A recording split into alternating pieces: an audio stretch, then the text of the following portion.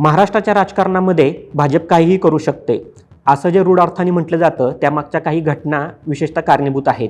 सत्ता स्थापन करण्यासाठी बहुमत नसतानाही विरोधी पक्षातल्या लोकांना फोडणं, त्यांना मॅनेज करणं आणि त्यातनं सत्ता स्थापन करणं याचा हातखंडा याच्यामध्ये भाजप हा सगळ्यात पुढे दिसतो. भाजपने ते वारंवार सिद्धही केलेलं आहे. मात्र नेहमी विरोधकांना कात्रजचा घाट दाखवणाऱ्या भाजपला आपल्याच पक्षातील नारायण चौधरी यांनी भिवंडी महापालिकेमध्ये मोठा धक्का दिला आहे. आणि नारायण चौधरी हे भाजपचे बंडखोर उमेदवार, ज्यांना महापौरपदाचे उमेदवार म्हणून भाजपने घोषित केलं, त्यांनी बंडखोरी करत काँग्रेसच्या पाठिंब्यावरती महापौरपद मिळवून दाखवलं. मुळात या घटना मोठ्या रंजक पद्धतीने घडल्या. भाजपने सुरुवातीला नारायण चौधरी यांचं नाव महापौर म्हणून घोषित केलं होतं. मात्र नंतरनं अंतर्गत भाजपमध्ये जे वाद झाले, शहराध्यक्षांचा जो त्यांच्या नावाला विरोध झाला, त्यातनं ज्यांचं नाव आपण घोषित केलं आहे त्यांना नारायण चौधरी यांना बाजूला सारून ऐनवेळी स्नेहा पाटील यांचं नाव घोषित करण्यात आलं. त्याच्यामुळे हे नारायण चौधरी कुठेतरी दुखावले आणि कुठल्याही परिस्थितीमध्ये आपण महापौर व्हायचं हा चंग त्यांनी बांधला. त्यासाठी त्यांना साथ लाभली ती काँग्रेसची आणि राष्ट्रवादी काँग्रेस शरद पवार गटाची. जर तुम्ही भिवंडीमधले पक्षीय बलाबल पाहिलं तर लक्षात येईल की काँग्रेस हा सगळ्यात मोठा पक्ष आहे. त्याच्या 90 सदस्य संख्या असलेल्या या महापालिकेमध्ये काँग्रेसकडे 30 नगरसेवक होते. राष्ट्रवादी काँग्रेस शरद पवारांचे यांच्याकडे 12 नगरसेवक होते आणि समाजवादी पक्षाचे 6 नगरसेवक. असे मिळून ते सत्तेच्या जवळ जातील, सत्ता स्थापन करतील अशी शक्यता होती. मात्र समाजवादी पक्षाने ऐनवेळी महापौरपदासाठी आम्हीच कसे पात्र आहोत आणि आम्हालाच कसं महापौरपद मिळालं पाहिजे यासाठी आग्रह धरला आणि त्यांनी काँग्रेसची साथ सोडली आणि ते शिवसेनेसोबत गेले. त्याच्यामुळं काँग्रेसच्या हातातनं बहुमत गेलं. त्यामुळे काँग्रेसची सत्ता स्थापन होणार नाही असं चित्र निर्माण झालं. जे चंद्रपूरमध्ये झालं तेच भिवंडीमध्ये घडणार आणि काँग्रेसला पुन्हा एकदा भाजपसमोर हार पत्करावी लागणार असं चित्र निर्माण झालं. तर इकडं भाजपच्या गोटामधनं दुखावलेले चौधरी यांना काँग्रेसने आपल्या गोटामध्ये खेचण्यात यश मिळालं. मात्र चौधरी एकटे आले नाहीत. येताना ते आणखी 6 जणांना घेऊन आले आणि भाजपमध्ये पहिल्यांदाच एवढ्यात मोठी बंडखोरी झाली आणि 6 नगरसेवक फुटले.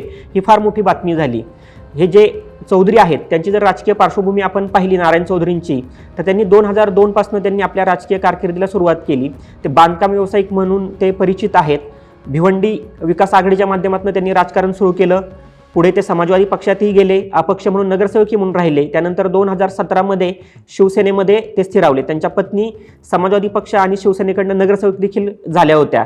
मात्र ज्या प्रकारे राज्यामध्ये भाजपची लाट आली, ती लाट पाहता त्यांनी भाजपमध्ये जाऊन ही निवडणूक लढायचं निश्चित केलं आणि असं सांगितलं जातं की त्यांना भाजपकडनं महापौरपदाचा शब्द देखील देण्यात आला होता. मात्र ह्या सगळ्या घडामोडींमध्ये भाजपचे शहराध्यक्ष यांचा त्यांच्या नावाला विरोध होता. त्यामुळे आपल्याला महापौरपद मिळणार की नाही मिळणार याच्याविषयी ते थोडे साशंक होते. मात्र प्रदेशाध्यक्षांकडनं त्यांच्या नावाची घोषणा करण्यात आली. त्याच्यामुळे ते रिलॅक्स झाले होते की आत्ता महापौरपद आपलंच आहे. सगळे जुळवाजुळव करत असताना भाजपकडेही स्पष्ट बहुमत नव्हतं, कारण की शिंदेची शिवसेना यांच्याकडे 12 नगरसेवक होते आणि कोणार्क आघाडीचे विलास पाटील यांच्याकडे 4 नगरसेवक होते. त्याच्यामुळं यांच्या पाठिंब्याने आपला महापौर बसेल असं भाजपला वाटत होतं.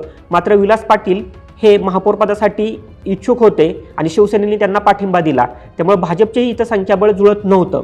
त्याच्यामुळं ऐनवेळी कोणाला महापौरपदासाठी आपण उभं करायचं याच्यावरती खल झाला आणि स्नेहा पाटील यांचं नाव समोर आलं. चौधरींनी वेगाने हालचाली करत ते काँग्रेसनी जी सोशल फ्रंट उघडली होती, सेक्युलर फ्रंट, त्याच्यामध्ये ते गेले आणि काँग्रेसचा पाठिंबा मिळवला. म्हणजे आत्तापर्यंत भाजप हे विरोधकांचे नगरसेवक फोडतात, आमदार फोडतात अशी चर्चा होती. मात्र काँग्रेसच्या प्रदेशाध्यक्षांनी उघडपणे सांगितलं की आम्ही भाजपला फोडलेले आहेत, भाजपचे आम्ही 9 नगरसेवक फोडलेले आहेत. जेव्हा मतदान झालं, आज जेव्हा मतदान झालं, त्या मतदानाची जर तुम्ही पॅटर्न पाहिलं तर चौधरींना ही 48 मतं मिळालेली आहेत. ती 48 मतं कुठली आहेत तर त्यांना काँग्रेसची जी मतं मिळाली आहेत ते 30 मिळाली, राष्ट्रवादी काँग्रेसची शरद पवारांच्या गटाची 12 मतं आणि भाजपचे जे बंडखोर होते, जे नगरसेवक फुटले होते, त्यांची 6 मतं मिळाली. अशा प्रकारे त्यांनी 48 मतं मिळून ते बहुमत होऊन ते महापौर झाले. मात्र स्नेहा पाटील होती यांना अवघी 16 मतं मिळाली आणि कोणार्क आघाडीकडनं जे तुरुंगात होते आणि महापौर पदासाठी ते निवडणुकीसाठी ते सभागृहात आज आले होते, ते विलास पाटील यांना 25 मतं मिळाली. जे त्यांनी त्यांची स्वतःची 4 मतं आणि शिवसेनेची जे शिंदे गटाची 12 मतं असं मिळून आणि शहर विकास आघाडीची मतं आणि समाजवादी पक्ष जो काँग्रेससोबत होता सुरुवातीला, तो ऐनवेळी कोणार्क आघाडीसोबत गेला. त्याच्यामुळे अशी 25 मतं त्यांना मिळाली. म्हणजे हे इंटरेस्टिंग आहे की ज्यांनी बंडखोरी केली त्यांनाच उपमहापौरपद म्हणून भाजपनी संधी दिली. सुहास नकाते त्यांनी महापौरपदासाठी भाजपच्या विरोधात मत दिलं, तेच भाजपचे उपमहापौरपदाचे उमेदवार होते अशी चर्चा आहे. आणि जर तुम्ही उपमहापौरपदाची जर संख्या पाहिली तर भाजपचे 22 नगरसेवक आहेत, त्यातली 21 मतं ही नकात्यांना मिळालेली आहेत. त्यामुळे अशी चर्चा चालू आहे की ही भाजपचीच एक खेळी होती का, की ज्याच्यामुळे भाजपनी विलास आपल्या शहराध्यक्षांच्या म्हणजे जे वरपक्षी सृष्टींकडनं जो आदेश आलाय त्याला न डावलता स्थानिक राजकारणाचं स्थानिक समीकरण पाहता त्यांनी नारायण चौधरी यांना पाठिंबा दिला.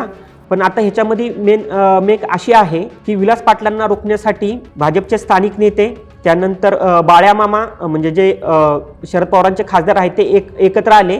हे एकत्र येण्याने इनडायरेक्टली त्यांनी माजी खासदार कपिल पाटील यांना मोठा धक्का दिला. या सगळ्यामध्ये जी चर्चा आहे ती आहे काँग्रेसनी खरंच संधी गमावली का, कारण की काँग्रेस हा महापालिकेमधला सगळ्यात मोठा पक्ष होता. काँग्रेसकडे 30 नगरसेवक होते. काँग्रेसनी जर महापौरपदापदी ते अडून बसले असते तर त्यांना नक्कीच इथं संधी मिळाली असती. मात्र काँग्रेसनी फार वाटाघाटी न करता जे भाजपमधनं फुटून आले त्यांना पाठिंबा दिला आणि त्या नारायण चौधरींना महापौर केलं. मात्र त्या बदल्यामध्ये काँग्रेसला नेमकी स्थायी समिती मिळणार का किंवा त्यांना बाकीच्या समितींचे अध्यक्षपद मिळणार का, ही जी काही यांची जी चर्चा झाली आहे तीही समोर आलेली नाहीये. त्यामुळे हे काँग्रेसने कुठंतरी आपल्याच हाताने आपलं नुकसान करून घेतलंय अशी देखील चर्चा भिवंडीमध्ये होतीये. कोणार्क आघाडीचा विचार करता विलास पाटील हे भिवंडीमध्ये नेहमीच प्रभावशाली राहिलेले आहेत. जर मागच्या 20 वर्षांचा जर भिवंडी महापालिकेचा इतिहास पाहिला तर 10 वर्षापेक्षा अधिक काळ ही सत्ता कोणार्क आघाडीकडे विलास पाटलांच्या घरामध्ये राहिलेली आहे. ते स्वतः महापौर होते, त्यांच्या पत्नी महापौर होत्या. यंदाही ते महापौर पदासाठी इच्छुक होते, मात्र संख्याबळ तेवढं त्यांच्याकडे नव्हतं. तर भिवंडीच्या राजकारणामध्ये मोठं व्हायचं असेल तर कुठंतरी विलास पाटलांना थांबवलं पाहिजे हे भाजपच्या स्थानिक नेत्यांना माहिती होतं. हे राष्ट्रवादीचे खासदार शरद पवारांचे बाळ्यामामा यांनाही माहिती होतं. त्यामुळं जे शक्य आहे विलास पाटलांना थांबवण्यासाठी ते त्यांनी केलं आणि त्यातनंच नारायण चौधरी यांना पाठिंबा दिला असा एक विचारप्रवाह आपल्याला दिसून येतो. महापौर निवडणुकीमध्ये नारायण चौधरी यांनी रिस्क का घेतली तर त्याच्या मागचं कारण आहे की वरिष्ठांचा असलेला छुपा पाठिंबा. कारण की जर नियमाने पाहिलं तर नारायण चौधरी हे फुटले, त्यांच्यासोबत 6 नगरसेवक फुटले. मात्र पक्षांतर्गत त्यांच्यावरती कारवाई होऊच शकते. मात्र त्यांनी जो गट स्थापन केला होता भाजपसोबत जाऊन, त्याच्यामुळे त्यांची नोंदणी झाली होती. महापौरपदाचे ते पूर्वी त्यांचे उमेदवार देखील होते. त्याच्यामुळे त्यांच्यावरती त्यांनी पक्षाचा आदेश पाळला नाही, त्यामुळे त्यांच्यावरती कारवाई होऊ शकते. कारण की 1/3 म्हणजे साधारण 22 पैकी 14 ते 15 नगरसेवक हे फुटणं गरजेचे होते. मात्र ते फुटले नाहीत, फक्त 6 नगरसेवक फुटले आणि त्या 6 नगरसेवकांना सोबत घेऊन काँग्रेसच्या मदतीनं नारायण चौधरी हे महापौर झालेले आहेत. जर ते महापौर झालेले आहेत मात्र त्यांच्यावरती अपात्रतेची टांगती तलवार कायम राहणार आहे. मात्र अपात्रतेची टांगती तलवार असतानाही ते एवढी मोठी रिस्क घेतली कारण की त्याच्यामागं भाजपच्या पक्षसृष्टींचा त्यांना छुपा पाठिंबा असल्याचं कारण सांगण्यात येते. त्यामुळे त्यांच्यावरती कारवाईचा केवळ दिखावा केला जाईल आणि ते त्यांचे 2.5 वर्षाची कारकीर्द आरामशीर पूर्ण करतील आणि महापालिकेमध्ये सत्तेमध्ये भाजपला काही समित्यांमध्ये काँग्रेसला वाटप करतील आणि विलास पाटलांना कोणार्क आघाडीला आणि शिवसेनेला सत्तेपासून लांब ठेवतील असं चित्र सध्या दिसून येत आहे. अशाच राजकीय विश्लेषणासाठी आणि घडामोडींसाठी पाहत राहा सरकारनामा.